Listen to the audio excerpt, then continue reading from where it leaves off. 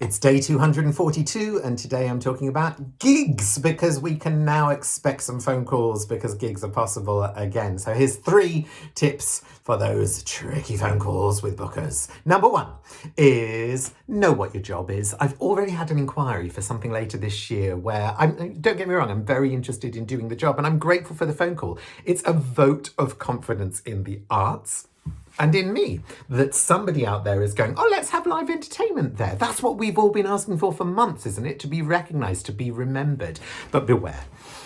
After a bit of a conversation with the agent that I was talking to, it became clear to me that actually this client was looking for somebody to be a host as well as a DJ, as well as the technician who would be running tech for all of the other performers. And that isn't what I do. I wouldn't have the first knowledge of how to do that, and if you do, then fabulous. Please grab that job if you can find it. But we're going to be entering into a world in which we have to have some tricky conversations, and we're going to have to stay classy and point out what we do and don't and can and can't do as the most professional way possible. Number 2 is risk assessments. Okay, so I sort of feel like I just stand there and I talk and I sing. I mean, how much risk can there be? Surely that's somebody else's job at the building. That's their job, risk assessments. Risk assessments are going to be more important moving forward after COVID-19 than they have ever been in any of our professional lives before.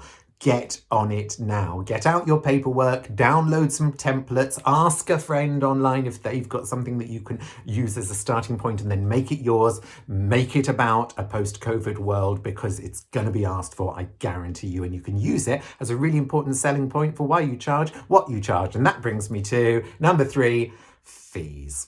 It's not my job to tell you how much to charge. It's nobody's job to tell you how much to charge. But here's my question. Are you going to be charging the same as you did before COVID-19? And if the answer is yes, you're going to have to justify why. Now, I know why. It's because your rent's the same. It's because milk still costs the same. It's because those 30, 40, 50 years of experience haven't gone anywhere. They are still there.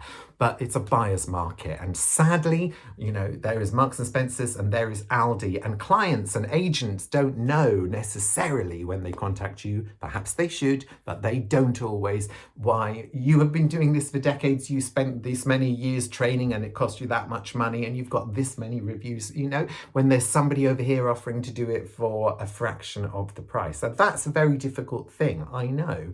But when I was an agent, I was shouted at down the phone. I was sworn at down the phone by performers, insulted by the amount of money on offer. I'm just going to say that again. I was shouted at and sworn at down the phone by multiple performers, and so were some of my assistants, because of money that was being offered via a client as an agent to someone who I was trying to get work for. What makes you think that anyone will ever have you represent them after behaving like that? It's not professional, it's not classy, it's not even adult, so don't do it. It comes from a place of frustration, I believe, and I share it. But what else are you going to do when that vote of confidence comes in, other than be as calm as you possibly can and as classy as you possibly can and remind them, this much training, this many decades, this is the risk assessment, this is why, this is the paperwork, and this is why I cost what I cost.